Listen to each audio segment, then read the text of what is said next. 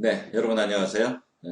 오늘 이제 브랜드 관리 전략의 두 번째 강의 여러분들이 듣도록 하겠습니다. 1강에서는 브랜드가 얼마나 중요한지 또 그러한 중요한 부분이기 때문에 기업에 어떻게 이익을 가져다 주는지 이런 부분에 대해서 한번 살펴봤고요. 이제 정말 이 브랜드가 현대 마케팅에 있어서 중요하다는 것을 금액으로 환산되는 그런 사례들을 한번 같이 보도록 하겠습니다. 지금 장표에 보면요. 2011년도와 2012년도에 각 세계적으로 유명한 기업들이 도대체 금액으로는 얼마 정도로 브랜드 가치가 환산되고 그 순위는 무엇인지라는 것을 여러분들이 지금 보시고 계십니다. 자, 2011년과 2012년도에 1등은 어디죠? 네, 코카콜라입니다. 근데 이 코카콜라는요, 2011년, 12년뿐만 아니고 2000년 이후에 계속 1위를 차지한 그런 브랜드로서 우리나라 돈으로 환산하면 브랜드 값만 약 100조 원 정도 되는 그렇게 브랜드 가치가 높은 사례를 여러분들이 보고 계신데요. 2위에 이제 애플, 3위에 IBM, 4위에 구글, 5위에 마이크로소프트 이렇게 쭉 나와서 우리나라의 삼성이라는 기업도 9위에 이렇게 랭크되어 있는 것을 보실 수가 있습니다. 자, 물론 10위 이내에 든 대부분의 기업들이 미국 기업인 것은 사실입니다. 그러나 이 미국 기업이 이렇게 이제 쭉 줄을 이루고 있는데 그러한 이유는 옛날부터 미국이 이러한 그 모든 산업을 위주로 해서 모든 각 부분에서 세계를 이끌어 왔기 때문에 이런 결과가 생겼다라고 보시면 되고, 중요한 것은 이 업종이 중요한 것인데요. 잘 아시다시피 이게 애플이라든지 IM, 구글, 마이크로소프트 이러한 기업들이 전부 다 IT 기업이죠. 그래서 IT 기업이 최근 들어서 많이 이렇게 성장을 했다라는 것을 우리가 쉽게 알 수가 있습니다. 자, 그래서 지금 말씀드린 이러한 코카콜라라는 기업, 이 브랜드의 가치를 보니까요. 자, 99년도에 벌써 이제 우리나라 돈으로 약 100조 원 정도 됐는데요. 이 100조 원이라는 브랜드 가치가 어떤 의미를 갖는지를 우리가 한번 살펴볼 필요가 있습니다. 지금 화면에 보시면은 콜라병이 쭉 이렇게 나열이 되어 있는데요. 세 줄이 있죠. 제일 위에 제일 많은 이제 콜라병, 그 두 번째는 저 윗줄에 한 반 정도 되는 그런 콜라병들이 써 있고, 제일 밑에는 한 병이 채 못 되는 그런 콜라병이 써 있는데요. 자, 이러한 세 가지가 전부 다 하나의 가치라고 보시면 됩니다. 그래서 제일 윗줄은 주식의 시가총액입니다. 주식의 시가총액이 약 170조 원 정도 그렇게 나오고, 또 두 번째가 바로 우리가 중요하게 알아야 될 브랜드 자산입니다. 브랜드 자산이 얼마죠? 약 100조 원입니다. 그리고 제일 밑에 줄에 있는 유형 자산은 단지 7조 원밖에 되지 않아요. 자, 이렇게 봤을 때 거의 주식 시가총액의 반 이상을 차지하는 이러한 비중을 브랜드가 가지고 있다 그러면 브랜드의 자산이 얼마나 중요한지 여러분들이 쉽게 아실 수가 있을 겁니다. 자, 그런데 아까도 말씀드렸지만서도 코카콜라가 계속 이렇게 1위를 갖다 차지했는데 2003년도에 처음으로 애플이라는 기업이 1위를 차지하게 됩니다. 그래서 애플이 1위, 그리고 구글이라는 기업이 2위, 그리고 코카콜라는 3위로 내려앉았습니다. 자, 왜 이런 현상이 발생했을까요? 자, 앞서도 말씀을 드렸지만서도 정말로 코카콜라는 부동의 1위였습니다만은 전체적인 시장의 주인공이 바뀌어 나가는 그러한 원인도 있었고, 또 하나는 코카콜라 자체에도 어떤 문제가 있을 수 있다라고 저희가 이제 분석해 볼 수가 있는 것이죠. 그래서 이 코카콜라 얘기를 저희가 이제 잠시 한번 보도록 하겠는데, 그 전에 이 2012년, 2013년에 이 순위를 갖다가 쭉 보시면요. 2013년에 1위부터 쭉 10위까지 있는데, 자, 2012년도를 보시면은 이 애플과 이 코카콜라의 순위가 명확히 지금 여러분들이 보실 수가 있습니다. 그래서 2012년도에 2위를 했던 애플이 2013년도에 1위, 그리고 2012년도에 4위를 했던 구글이 2013년도에는 2위, 그리고 이제 코카콜라는 3위로 이제 내려앉은 것을 우리가 볼 수가 있습니다. 근데 이게 뭐 별거 아니라고 생각하실지 모르지만요. 이 순위를 쭉 정한 회사가 미국의 이제 인터브랜드라는 회사인데요. 인터브랜드라는 회사인데 이 회사에서 이러한 브랜드 순위를 이렇게 쭉 책정을 하고 이렇게 매긴 이후에 이 코카콜라가 1위에서 벗어났다라는 것을 정말 우리가 쉽게 보기 힘든 그런 사례입니다. 그래서 그러한 사례가 이제 금년도에 이런 자료를 우리가 볼 수 있는 것이고 아마 금년 말에 또 자료가 나오고 또 내년도에 자료가 나오고 하면 코카콜라가 과연 1위로 다시 컴백을 할 수 있을지 아닐지 그런 부분들도 우리가 한번 고민을 갖다 해봐야 되는 그런 분인 것 같아요 보면요. 그래서 이제 이 콜라 업계에서도 100년 만에 내놓은 1위 자리라는 이러한 큰 이슈화가 된 게 있었는데요. 이 자료는 벌써 몇 년 전에 나왔습니다. 그래서 밑에 보시면 이제 1886년도에 출시된 이후에 코카콜라가 100년이 넘도록 정상의 자리를 놓치지 않았죠. 근데 그 코카콜라를 제치고 펩시콜라 1898년도에 출시된 펩시콜라가 세계 음료계 1위로 등극을 했다라는 이러한 큰 이슈가 된 그러한 기사가 있었습니다. 그래서 밑에 이제 도표를 보시면은 순이익이라든지 또 시가총액이라든지 또 매출액이라든지 이러한 부분들이 전부 이제 코카콜라를 이 펩시코라는 회사가 앞질른 것이죠. 물론 콜라 하나만 놓고 보면은 펩시 대비 코카콜라가 훨씬 더 매출액이 높을지 모릅니다. 그러나 펩시콜라를 가지고 있는 펩시코라는 회사, 이 회사가 보여주는 이러한 순이익, 시가총액, 매출액 이러한 부분들은 코카콜라가 속해 있는 회사인 더 코카콜라 컴퍼니보다 훨씬 더 높다라는 것을 볼 수가 있는 거죠. 자, 전체적인 시장의 흐름이 IT 위주로 전개가 됐기 때문에 코카콜라가 브랜드 가치 1위에서 내려왔다라고 이제 볼 수도 있지만서도 이 코카콜라 내부적인 부분에 있어서도 이러한 기업의 성장적인 요인이 없었기 때문에 이렇게 펩시코에도 뒤지고 이 브랜드 가치에서도 내려오지 않았나라고 저희가 분석을 해볼 수가 있겠습니다. 자, 그렇다면 펩시코는 어떤 회사인가? 라는 것을 우리가 이제 살펴볼 필요가 있겠는데요. 자, 펩시코에서 가장 큰 비중을 차지하는 것은 물론 뭐 펩시, 콜라 이렇게 생각할 수도 있겠지만서도 여기서 우리가 잘 알아야 될 것은 코카콜라 컴퍼니에서 코카콜라가 차지하는 비율은 거의 80%에 가깝습니다. 그러나 펩시코라는 회사에서 펩시콜라가 차지하는 비중은 단지 20%밖에 안 된다는 것이죠. 그럼 나머지 80%는 뭐냐? 지금 여러분들이 화면에서 보고 계시는 여러 가지 다른 브랜드들이 펩시코를 받쳐주고 있는 것입니다. 왜? 자, 사람들이 웰빙 바람이 불면서 탄산수 먹는 것을 점점 꺼려하기 시작을 했어요. 그러다 보니까 가장 큰 타격을 입는 제품 자체가 콜라고 또 콜라 중에서 매출 쉐어가 가장 큰 코카콜라가 타격을 입게 되는 것이죠. 그러나 펩시콜라는 펩시코 회사에서 콜라 이외 나머지 그러한 제품들에 대해서 많이 확장을 해왔습니다.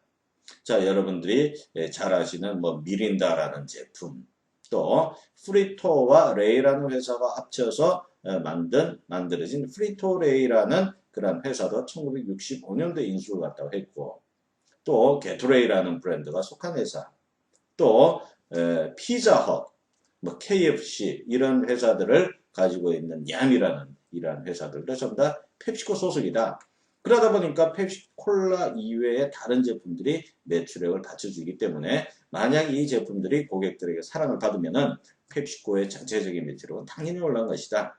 올라가기 때문에 더 코카콜라 컴퍼니 대비 높은 매출액을 올 수 있는 그러한 충분한 근거가 될 수가 있는 것이고, 그것이 바로 이 코카콜라라는 회사에 타격을 준 하나의 또 중요한 사례가 될 수가 있는 것입니다. 자, 여기서 이제 우리나라도 10위 안에 든 기업을 한번 자랑스럽게 볼 수가 있는데요. 자, 삼성전자라는 기업입니다. 자, 삼성그룹 전체라고 보시지 말고 삼성전자라는 그런 개념으로 보셔야 되는데, 삼성전자는 여러분들이 TV라든지 또 갤럭시 또 스마트폰이라든지 너무나 세계적으로 유명한 기업인 건 알고 계셨죠?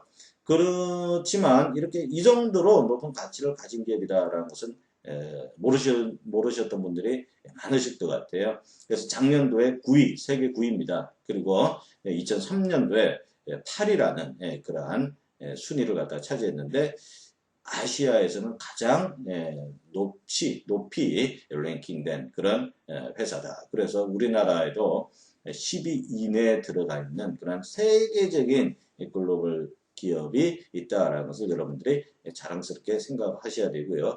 이전에는 그 10위에 현재 마킹되어 있는 토요타라는 기업이 아시아에서는 가장 유명하고 크고 또 브랜드 가치도 높은 기업이었습니다. 자, 이러한 자동차 회사인 토요타를 제치고 이렇게 삼성전자가 올라갔다는 것은 정말 우리가 국가적으로도 매우 자랑스러운 일이라고 설명을 합니다. 자, 그렇다면은 이 삼성이 이렇게 된 가장 큰 이유, 신문지상에 보면은 뭐 이러한 자료가 나왔는데요. 오늘날의 그 삼성을 만든 가장 큰 계기, 즉 삼성과 또 그 당시에 세계 최고의 그러한 가전제품 기업이었던 소니, 이 삼성과 소니의 운명을 가른 13쪽짜리 보고서가 바로 후쿠다 보고서라는 그런 보고서였습니다. 후쿠다 다미오라는 교수가 이제 그 당시에 삼성의 고문으로 있었는데, 자, 이 삼성을 어떻게 하면 좀 더 발전시킬 수 있을까라는 그런 숙제를 받았고, 이 자문 교수가 자, 낸 아주 그 간단한 13쪽짜리 보고서의 주제가 무엇인가 하면은 경영과 디자인이라는 그러한 보고서였습니다. 그래서 이 디자인을 이건희 회장께서 보시고 모든 것을 다 바꿔라. 바꿔야지만 우리가 살아남을 수 있다. 라고 해서 큰 결단을 갖다가 내리게 된 거죠. 그 이후로 계속 이 디자인 쪽에 관심을 두고 영역을 기울여서 이 보고서 내용대로 한 10년 후 보고서 내용을 읽어본 10년 후에 삼성과 소니는 드디어 매출액에 있어서 역전을 보이게 됩니다. 소니 그러면요, 여러분들의 부모님 세대, 그 세대까지만 하더라도 세계 최고의 기업이었어요. 세계 최고의 가전제품을 만드는 그런 기업이었는데, 그런 기업을 우리 삼성전자가 매출액적인 측면에서 올랐었다는 것은 정말 그 대단한 일이죠. 그래서 앞서 보신 여러분들의 그 브랜드 가치 순위, 뭐 1위부터 이렇게 쭉 10위까지 있는데, 그 순위에 있어서도 이 2005년도쯤한 삼성전자와 소니의 매출액이 역전되었을 그 시점에 이 브랜드 가치 순위도 소니는 내려가고 또 삼성은 올라가고 하는 이러한 부분들을 우리가 자료를 통해서 알 수가 있었습니다. 그만큼 기업이 성장을 하고 발전을 하고 브랜드를 잘 키우면은 세계적인 브랜드 공인 순위를 매기는 그런 기업에서도 이렇게 그 기업의 순위는 자꾸 올라갈 수가 있고 기업의 가치가 더 올라가는 것은 그거는 두말할 필요가 없겠습니다. 자, 이렇게 해서 이제 쭉 브랜드가 중요해졌고 또 가치도 매기고 기업의 이익을 많이 가져다 주고 자, 이렇게 쭉 이제 이런 설명을 드렸는데요. 이제는 그럼 왜 브랜드가 중요해졌는지 여기에 대해서 우리가 한번 살펴볼 필요가 있겠죠. 브랜드 관리 교재 3페이지와 4페이지에 보시면 지금부터 설명드리는 내용이 잘 나와 있으니까 이러한 인터넷 강의 위해서 별도로 여러분들이 한번 교재를 통해서 공부를 갖다가 해 보시기 바랍니다. 자, 브랜드가 중요해진 이유에는 크게 이제 두 가지로 우리가 나눌 수가 있는데요. 첫 번째는 기술이 평준화되고 또 경쟁이 국내에서만 일어난 것이 아니고 글로벌리하게 이렇게 이제 경쟁이 이루어진다는 게 첫 번째고, 두 번째는 커뮤니케이션의 발달입니다. 커뮤니케이션 매체의 발달인데 먼저 하나씩 이렇게 설명을 드리도록 하겠습니다. 자, 기술의 평준화. 이 부분이 산업화 시대 이후에 굉장히 오랜 기간을 거쳐서 이러한 기술의 평준화가 이제 이루어졌는데요. 기술의 평준화에 있어서 핵심적인 것은 무엇인가 하면은 품질 차이가 없어졌다는 것입니다. 무슨 말이냐?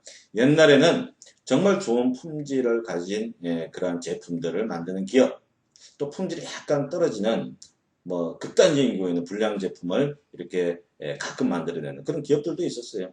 근데 이러한 기업들의 그런 기술들이 점점 그 1위 기업하고 비슷해짐으로 해가지고 거의 품질 차이는 없어졌다는 것이죠. 그러다 보면은 무엇을 가지고 차별을 갖다 해야 됩니까? 그게 바로 이 브랜드가 가장 좋은 무기다라고 볼 수가 있고, 두 번째는 낮아진 장벽의, 무역 장벽에 따른 글로벌 차원의 경쟁인데요. 자, 무역 장벽이라는 말. 자, 이게 뭐 자주 사용하는 말이 아닌데, 무역 장벽에는 두 가지의 이제 의미가 있습니다. 하나는 무엇인가 하면, 수입을 해올 때 관세를 높게 매기는 것, 이게 이제 무역 장벽의 하나인데요. 관세를 높게 매기면은 수입해 오는 물품의 가격이 많이 오르겠죠. 그래서 국내 사람들이 그러한 높은 가격 때문에 못 사게끔 하도록 하는, 그게 이제 하나의 무역 장벽이 될 수 있고, 또 하나는 이제 비관세 장벽 같은 경우에는 무엇인가 하면은 세금은 많이 이렇게 매기지 않더라도 들어올 수 있는 물량을 제한하는, 막 이러한 부분들이 이제 비관세 장벽의 이제 하나라고 이제 볼 수가 있어요. 근데 이러한 장벽들이 확 내려가다 보니까 이러한 A라는 국가에서 B라는 국가, 또 다른 국가로 제품들이 나가고 들어오고 하는 이러한 부분들이 이전 대비 훨씬 더 자연스러워진 것이죠. 자유스러워진 것입니다. 그러다 보니까 어떻습니까? 우리나라에서 만든 제품은 우리나라 사람들만 써야 되는 건 아니에요. 모두 이제 어떤 나라에서도 우리 제품 사용할 수가 있고, 또 외국의 유명 브랜드들도 우리나라 고객들이 쉽게 구매할 수 있는 그런 상황까지 연결된 것이죠. 그러다 보니까 이거는 이제 브랜드가 중요해질 수밖에 없다. 외국 나가서도 통할 수 있는 그런 브랜드를 만들어야겠다라는 게 이제 첫 번째 이유고요. 자, 이 부분에 대해서는 다음 페이지에 다시 한번 잠시 설명을 하기로 하고, 두 번째 이제 커뮤니케이션 매체 발달, 이 부분도 상당히 중요한데요. 우리들이 이제 커뮤니케이션 매체라고 하면은 뭐 TV, 라디오, 뭐 신문, 잡지 뭐 이런 것만 우리가 생각할 수가 있는데, 여기서 요즘은 어떻습니까? 뭐 SNS를 비롯해서 많은 이런 매체가 발달하지 않았습니까? 그죠? 그러다 보니까 기업과 고객 이 두 그룹이 모두 이 정보를 입수하고 내보내고 하는 그런 수단이 이제 발달이 됐다라고 볼 수가 있는 것이죠. 그래서 기업은 고객의 일반적인 정보 이외에 아주 그 고객 그룹별로 그런 세분화된 정보를 기업에서 입수를 할 수가 있고, 또 고객은 어떻습니까? 제품이나 서비스에 대한 다양한 정보를 얻을 수가 있다. 그러니까 즉 많고 질 높은 정보를 얻고 주고 뭐 이렇게 하다 보니까 역시 제품은 실제적으로 보지 않더라도 이 브랜드가 정말로 중요해질 수밖에 없구나라는 것을 우리가 이 두 가지를 통해서도 쉽게 알 수가 있겠죠. 자, 그래서 이제 앞서 말씀드린 그 차별화와 관련된 문제 뭐 이 부분과 관련해서 제가 두 가지 이제 시나리오를 좀 말씀을 드리겠는데요. 자, 첫 번째는 시장에서의 기존 시나리오입니다. 옛날의 시나리오예요. 자, 옛날에는 자, 어떻게 따지면은 독점을 할 수 있는, 독과점을 할 수 있는 그런 뛰어난 기업이 있었고, 그 밑에 이제 중소기업들이 이렇게 쭉 나열되어 있는 이런 상황이었어요. 그러니까 이러한 경쟁자 수도 많지 않았지만서도 이 기업 자체가 워낙 앞선 기술과 전략을 가지고 있기 때문에 높은 시장 점유율을 차지할 수밖에 없었다는 것이죠. 그래서 지금 화면에 보시는 컴퍼니 A라는 이런 A 회사가 아주 높은 시장 점유율을 차지했는데, 그 이유가 무엇인가 하면은 품질이 다릅니다. 기술이 달라요. 전략이 다릅니다. 그러다 보니까 이 A 회사가 당연히 이런 많은 마켓쉐어를 차지할 수밖에 없었습니다.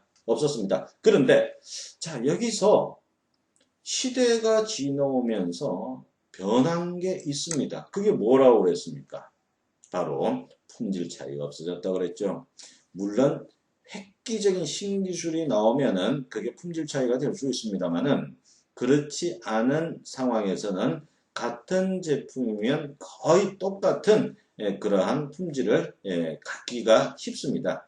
그래서 지금 이제 화면에 보시면은 컴퍼니 A, B, C라는 이런 세 가지 기업이 있는데, 이 세 가지 기업이 고객과 만나면서 거의 동등한 수준으로 만나고, 또 고객들도 품질만 놓고 볼 때는 거의 비슷하기 때문에, 자, 어떻게 하면은 우리 제품을 좀 차별화시킬까라는 것을 생각을 하다 보니까 그것이 바로 브랜드가 최고다라는 것이죠. 그래서 이 브랜드가 시장에 변화된 시나리오에 의해서 차별화의 하나의 최고의 수단으로 그렇게 등장하였다라고 보시면 되겠습니다. 자, 이렇게 이제 이 브랜드가 중요해진 이유, 기업에 미치는 역할, 뭐 이런 부분을 봤는데, 과연 그렇다면 이제 브랜드는 과연 어디서 나왔을까요? 언제부터 브랜드가 시작됐을까요? 라는, 그런 브랜드의 기원에 대해서 우리가 한번, 살펴볼 필요가 있겠죠. 그죠? 자, 이 브랜드의 기원은 뭐 여러 가지 설이 있습니다.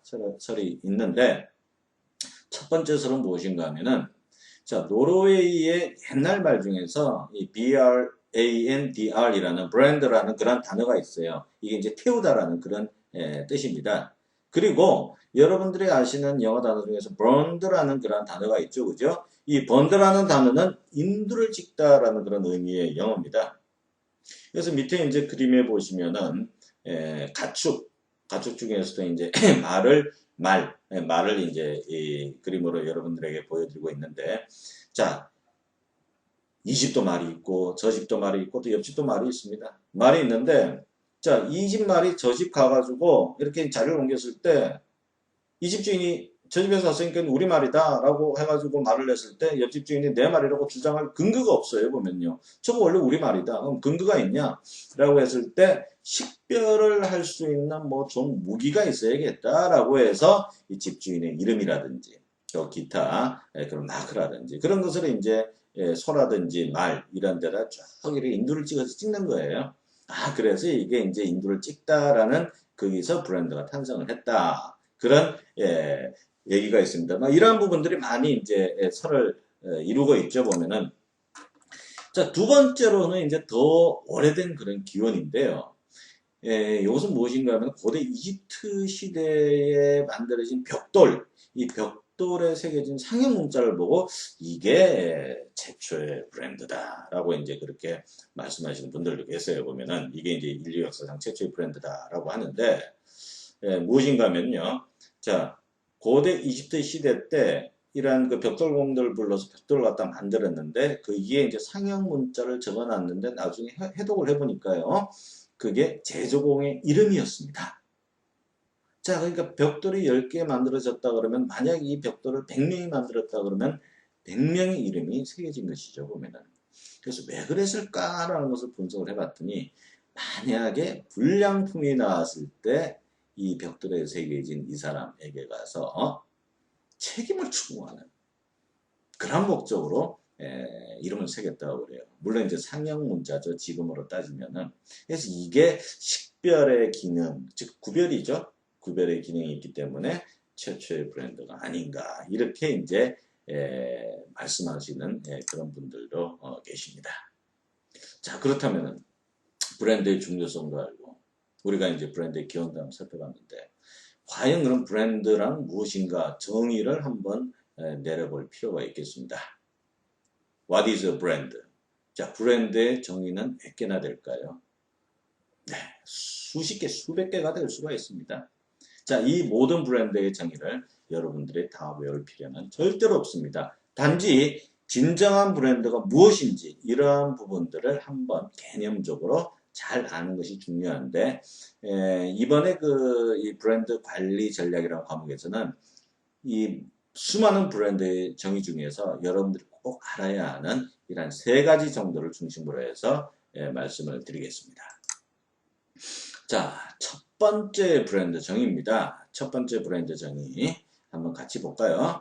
판매자의 재화나 서비스를 다른 판매자의 그것과 식별한다. 식별하기 위한 이름이나 용어, 디자인, 심벌 및 그 외의 특징이다. 자, 이러한 정의를 어디서 지었냐면 AMA라고 하는 미국의 아메리칸 마케팅 협회에서 이러한 정의를 갖다 내렸습니다. 자, 그래서 이 정의가 우리에게 시사하는 바는 무엇인가 하면은, 자, 옛날에는 브랜드 하면 브랜드 이름만 그렇게 의미를 했는데, 이름이 아니고, 그림이라든지, 또 용어라든지, 이러한 부분들이 다 포함이 된다라는 것을 여러분들이 꼭 기억을 갖다가 해 두셔야 됩니다. 자, 두 번째 정의는, 지금 이제 그 장비에서 보고 계시는 분이 데이빗 아크 교수예요. 자, 브랜드의 그 학의 테두라고 그랬죠. 그래서 이분이 이제 어떻게 또 정의를 내렸냐 하면은 판매자들이 그들의 제품이나 서비스임을 식별시키고 경쟁자의 급격과 자 여기서 중요한 말이 나옵니다. 차별화라는 말이 나옵니다. 차별화시키기 위하여 사용하는 독특한 이름이나 상징물이다. 그러니까 식별이라는 단어 그리고 독특한 이름이나 상징물 자 이 정의는 앞의 정의와 거의 비슷합니다. 근데 중요한 단어가 무엇인가 하면은 차별화라는 단어를 말을 했습니다. 이 차별화가 브랜드의 생명입니다. 그래서 이 차별화, 식별을 넘어서 차별화시킬 수 있는 그러한 기능을 가졌을 때 진정한 브랜드라는 말과도 통하겠죠. 그래서 이제 그 지금 화면에서 보시는 소니라든지 또 벤츠라든지 저 나이키라든지 막 이러한 세 개의 브랜드들은 정말로 차별화를 잘 이룬 그런 세계적인 브랜드다라고 이제 볼 수가 있는데 자 소니는 아까도 제가 뭐 소니와 삼성전자 이런 얘기를 했습니다만은 소니는 자 2차 대전 이후에 일본에서 이제 만들어진 회사인데요. 정말 1950년대, 60년대, 70년대까지도 정말로 가장 뛰어난 그러한 가전제품 회사였습니다. 그래서 왜 소니가 그렇게 인기가 있었냐면 혁신이라는 제품이었거든요. 가장 혁신적인 기술로 해서 만들어진 제품이다. 막 이러한 차별화를 가지고 있었기 때문에 전 세계 많은 고객들에게 사랑을 받을 수가 있었어요. 그리고 이제 두 번째 그 벤츠, 메르세데스 벤츠 같은 경우에는 여러 유명한 세계적인 브랜드들이 있지만 그 유명한 자동차 중에서도 품격하면은 벤츠다. 이렇게 해서 다른 자동차들과 차별화를 시킬 수 있는 그러한 개념들을 가지고 있었고요. 자, 여러분들이 많이 또 애용하는 나이키라는 브랜드 한번 볼까요? 자, 나이키는 뭐 뛰어난 기능도 있지만서도 최고의 운동 선수가 사용하는 제품이다. 라는 것을 차별화 포인트로 그렇게 삼았습니다. 그래서 이러한 차별화 포인트가 없으면은 이러한 그 성공한 브랜드가 되기가 힘들었겠죠. 자, 그래서 이 차별화라는 것은 정말 중요하다라는 것을 우리가 브랜드 정의에서도 알 수가 있고, 그렇다면은 성공한 브랜드의 공통점은 무엇인가? 자, 이 부분도 정말로 브랜드 관리를 하는 데 있어서 매우 중요한 그러한 개념이기 때문에, 자, 오늘 우리 2강에서는 이런 의문점을 가진 상황에서 2강을 마치고, 다음 3강에서 성공한 브랜드의 공통점이 무엇일까? 라는 내용을 3강에서 살펴보도록 하겠습니다. 자, 2강 수업 들으신다고 수고 많으셨습니다. 3강에서 다시 뵙도록 하겠습니다.